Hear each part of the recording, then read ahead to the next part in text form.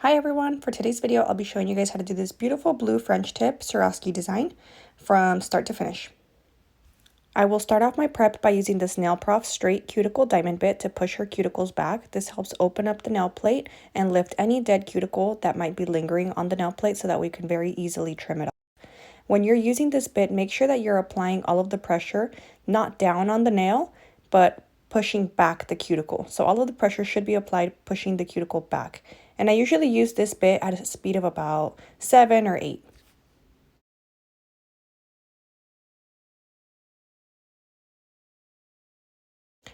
Once I've pushed all of her cuticles back and away from the nail plate, I'll go in with a medium grit sanding band, either medium grit or 150 grit, and I will just go in and remove all of the oils and shine off the nail.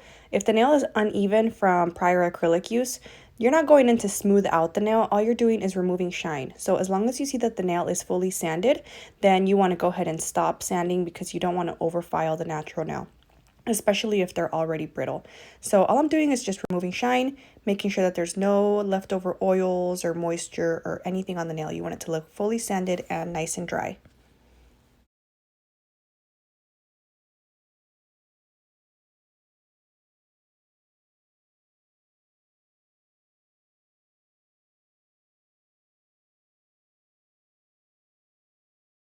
Once I've sanded the nail, I can see that there's no longer any shiny spots on her natural nail. Then I'll go in to start removing any of the dead cuticle skin that we lifted up with the cuticle bit.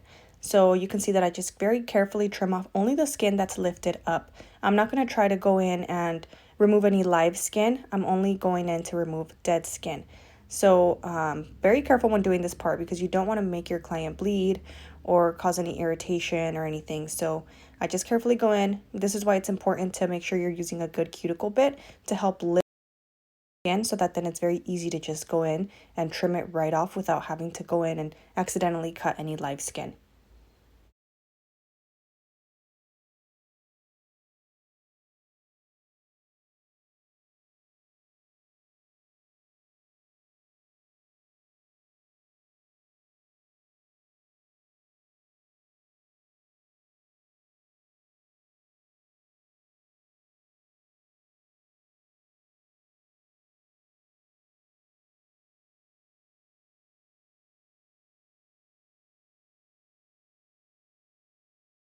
So once our nails have been fully prepped, we're going to go in and start applying our nail forms. I like to do one at a time, and these are NAILprof forms.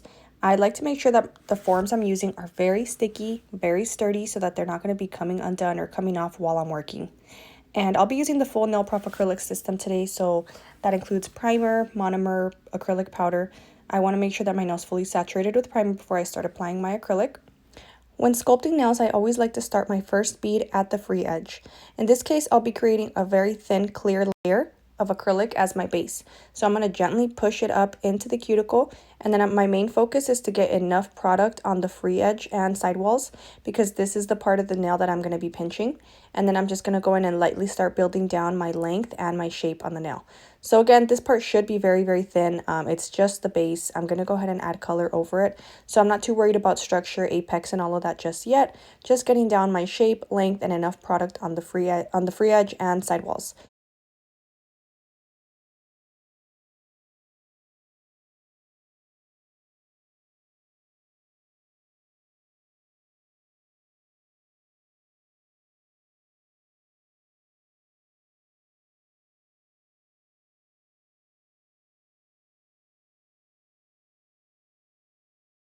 When you're applying your nail forms, you want to make sure that the nail form is going to be nice and snug around the finger itself, and also that there isn't any gaps between the nail, the natural nail, and the form itself. If there's like just a tiny little gap, it should be fine. But if there's enough of a gap for acrylic to get in there, then you want to adjust your form to clean that up and make sure that there's no gap so that no acrylic can get in there and make any unevenness underneath the nail. So again, I'm building my thin clear layer. For this part, you can see that the acrylic that you're using plays a huge role on how your application is going to be. So this acrylic is very manageable, very self-leveling. It's not running all over the place. It's not drying super fast. So invest in a good quality acrylic system. It's going to make your application a lot easier. It's very easy for me to go in and just build my shape, build my length, and mold it very well without having to be chasing the acrylic all over the form. Once I'm done sculpting my base on the second nail, the first nail should be ready to pinch. So I'm going to go ahead and apply my pinchers. Make sure that the free edge and the side walls are fully covered by the pincher. And ask your client if it's comfortable. You don't want him to pinch too hard. And then you're going to leave that on while you're working on the next nail. So here you can see that I've moved it on from nail to nail as I'm working.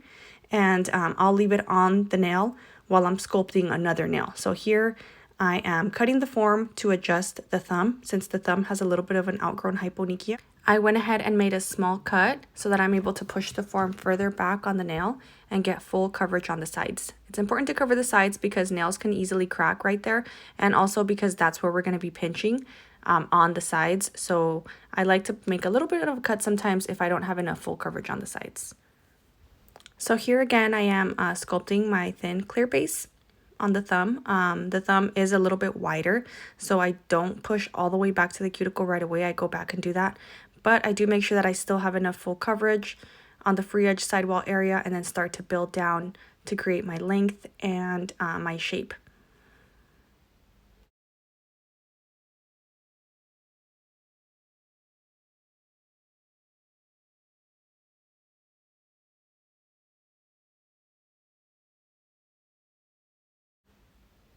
Because the thumb is a little too big to go in and try to do it all with one bead, I will go back and do just a small thin cuticle bead, blend it in real nice, and then smooth it all the way down. Notice how thin it is. It's a very thin, clear layer. Once the nail has been pinched and it's already dry, then I'll go ahead and start removing the forms. That way they're out of the way and it's a lot easier for me to work.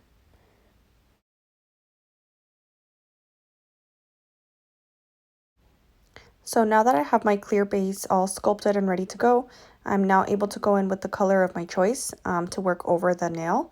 So in this case, I'm going to be using baby pink cover acrylic. You might be wondering why I didn't just do the base with the cover color, since I'm doing it all the cover color. The reason why is because I wanted the pink to come out just a little bit lighter, kind of more sheer toned. So I did want to go ahead and do clear on the bottom. And then that way, if the client, let's say, wanted to come in and switch the color, I could just file off the top layer of pink and then do a different color over it. She rarely ever gets fills, but just in case, if she wanted to do a fill, we could just easily remove the top color and then go ahead and do a different color over it. So this is easier for like those clients who like to do acrylic color changes. If that's a service that you offer, this is an easier way to offer an acrylic color change on a sculpted set.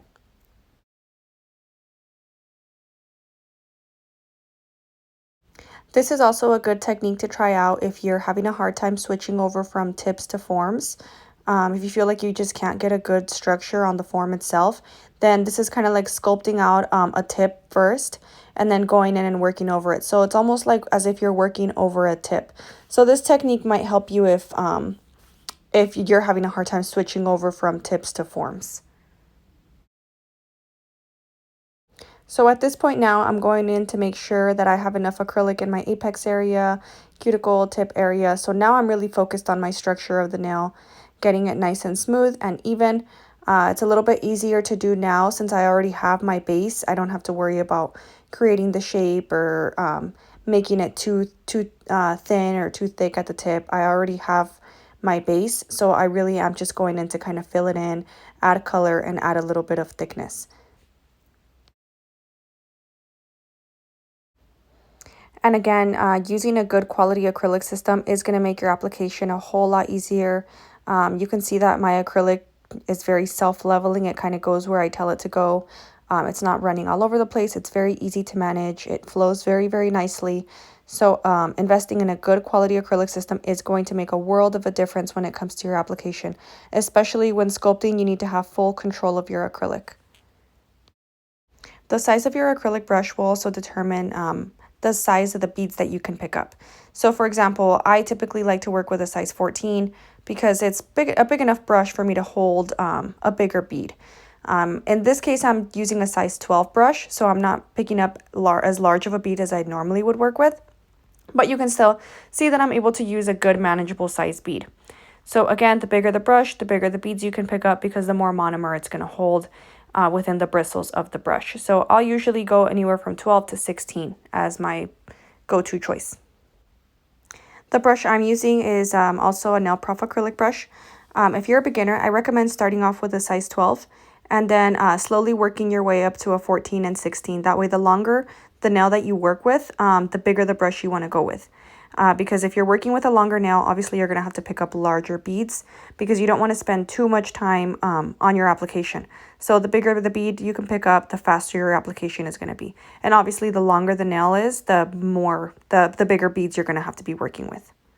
So if I'm working on like a really long set, I'll usually go in with a size 16 brush. If you're not comfortable starting at the cuticle, that's okay. You can start at the free edge, work the bead all the way down, create the tip first, and then you can go back and do the cuticle at the end.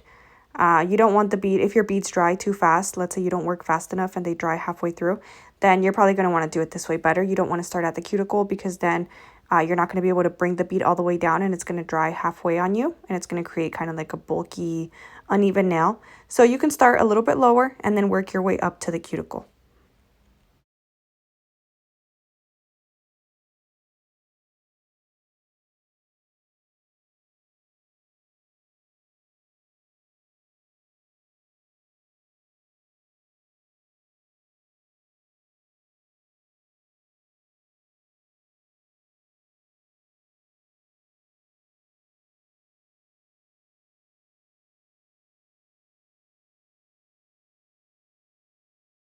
Once my application has been completed, I will now go in to go start filing my nails, creating a nice crisp shape. For this part, I like to use an 80/80 grit hand file.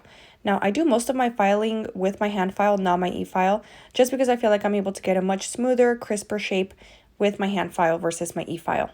I start off by cleaning up the spillage on the bottom and then start shaping up into the sides.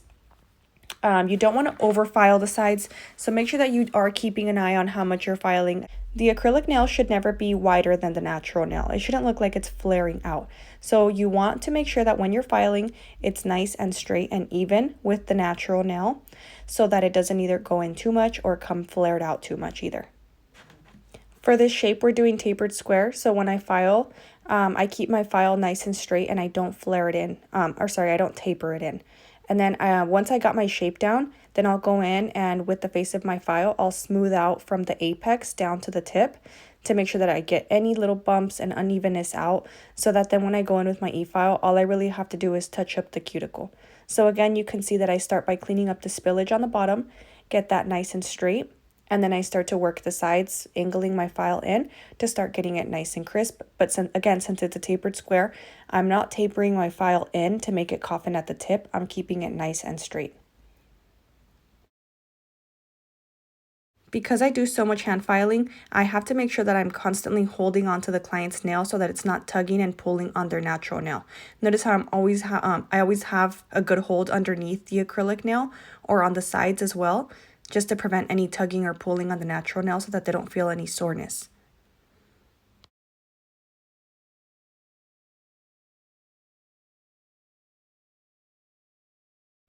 After all my hand filing, now all I really have to do is just go ahead and touch up my cuticle area, get that nicely sealed, and I'll usually do that with a carbide bit. So here I'm using a wide barrel carbide bit. It's also medium grit. And then I'll just go ahead and clean up my cuticle area, and then I won't really touch the tip since that's already been smoothed out with the hand file. And usually carbide bits might leave a little bit of unevenness or some like file lines. So again, I don't really like to touch the whole nail with it. If I have to, I'll take down a little bit of bulkness, but I'll just kind of barely go over it. My main focus here is to seal in my cuticle and remove any excess acrylic that might be lingering near the cuticle, just to prevent any lifting. The reason for this is to have it nicely sealed so that whenever they wash their hands, take a shower, put lotion on, whatever, no moisture, no oils can creep in there and start to create lifting.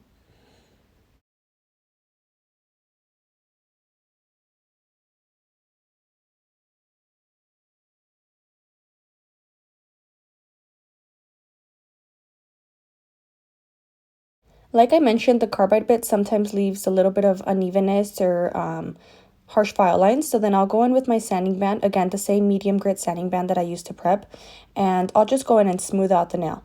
Now with the sanding band, you are able to go over the rest of the nail just in case you have like any little unevenness left over that you want to just quickly go in and smooth out. You're able to do that with the sanding band. This one doesn't take down too much bulk. It really only just kind of smooths out. So you can go ahead and hit the rest of the nail if you'd like with this sanding band. And for this one, I'll usually use it at about a speed of 7 or 8 as well, because any faster than that and it might leave some file marks. You can also use the sanding band to go in and reseal your cuticle. If you felt you couldn't get close enough with the carbide bit, then you can try to get a little bit closer with the sanding band, since it is less likely to cut the client, just to make sure that it's fully sealed. And then once you're all done sanding the nail with the sanding band, then the last step is just going to be to brush off the nails. Keep an eye on the cuticles, make sure that they all look really clean. There's no bulk left in the cuticle area, and then just go ahead and buff it all out to remove all of those file marks.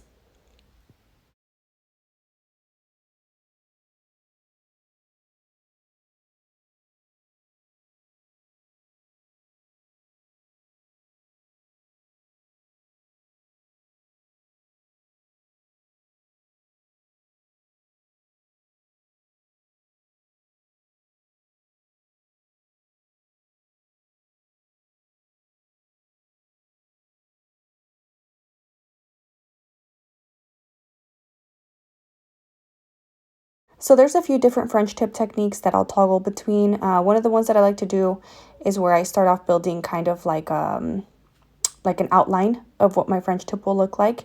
So then I'll start by just polishing the tip of the nail as far down as I want my French tip to go. I'll leave a little bit of room just in case I need to kind of round it out and fix it up. And then I'll hit the sides as well.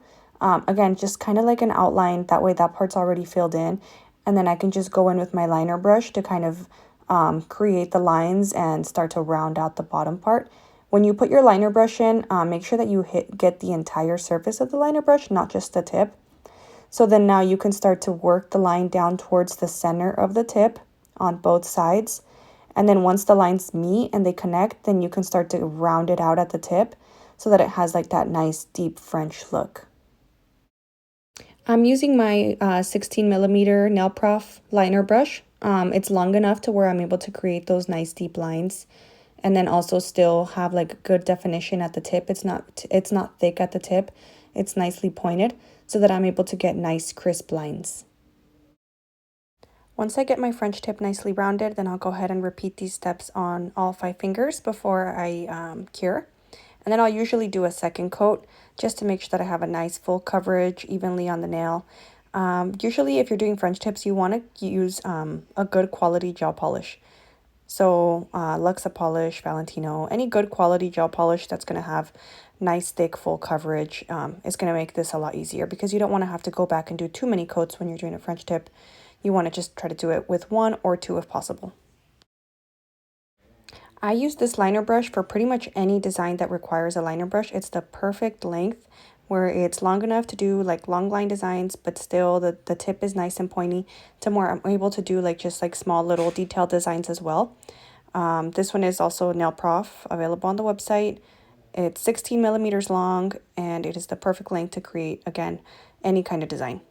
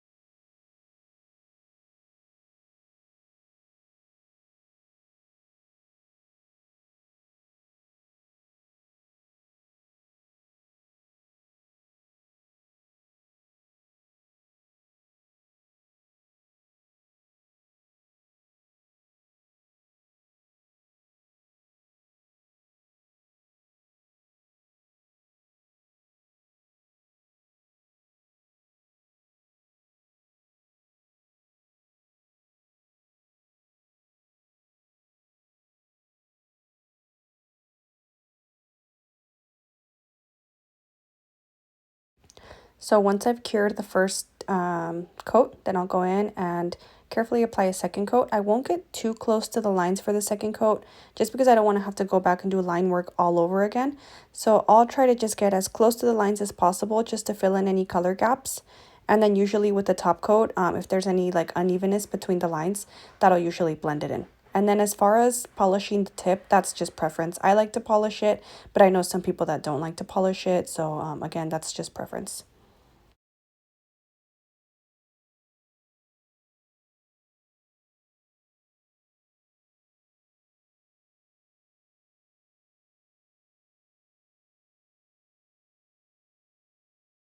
So I didn't show this part in the video, but I did apply top coat on just the French tip part of the nail.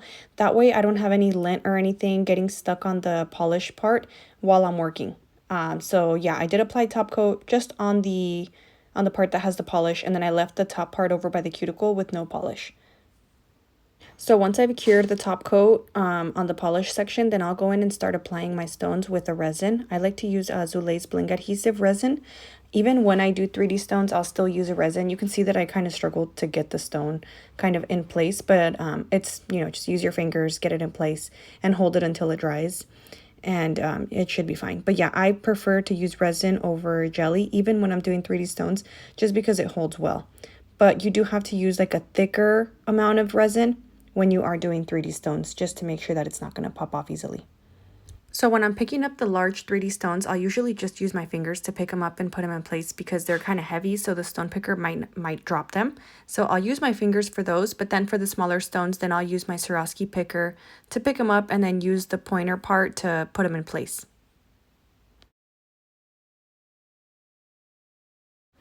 When I work with large 3D stone designs, one thing I like to start off by doing is making sure that I put them kind of resting on each other. That way you avoid having like any uneven gaps or any like space for little like dirt or food or anything to get stuck in. So I like to rest them on each other to try to seal them in as much as possible. Like this, you can see that those two are sealed together, and then I'll put another one right in the center to cover in that little gap right there and make sure I put enough glue to where it's going to hold. And then I'll go in with smaller stones on the sides just to try to get it in as sealed as possible.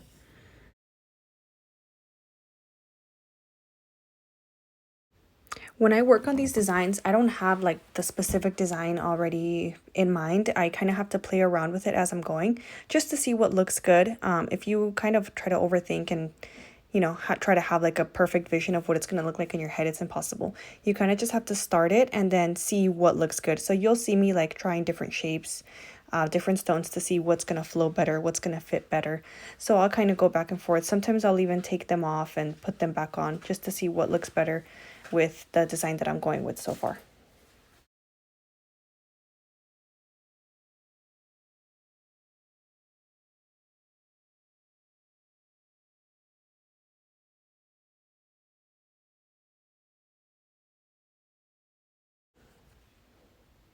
Here I have the first hand all done.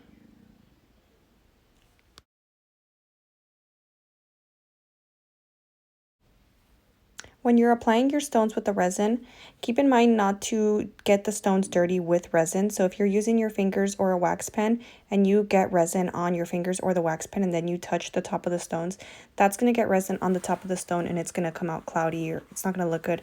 So keep your stones nice and clean while you're working. Only work with a little bit at a time, so you can see that I'll only put resin right where I'm going to apply the stone. I'll apply the stone and then I'll go ahead and apply resin somewhere else. So I'm not going to apply like a huge chunk of resin and then try to get it all in before it dries. I try to just do it as I go.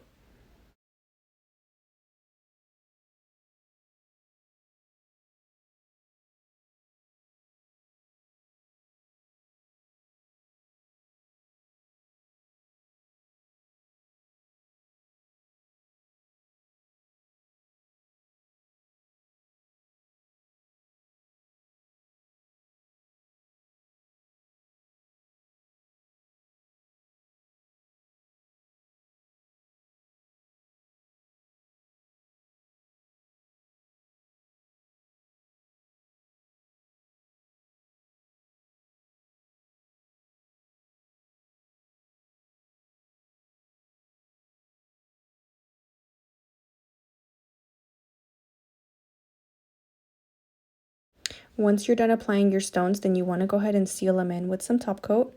So you'll see how I carefully apply my top coat around the stones. It's very important not to get top coat on the stones themselves. Most Swarovskis or glass crystals have a very beautiful shine on their own. They do not need top coat. If anything, the top coat is just going to dull it out if you add it on top. So just very, very carefully apply it around the stones. Don't get it on the stones. And I like to apply like thicker parts of gel polish, like on parts that need to be sealed in a little bit more. So like around the really big stones.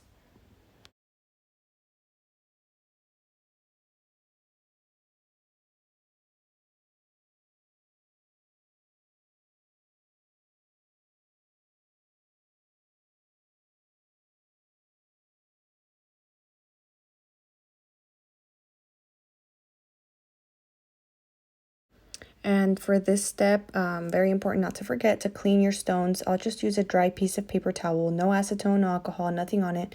And you want to do this before you apply cuticle oil. You just want to rub those stones really, really clean. Get any lint off, any like fingerprints or maybe like residue from the wax pen or whatever. Just get them really, really nice and clean. You'll see how they shine immediately after I wipe them really good. Thank you guys so much for watching. Don't forget to like and subscribe.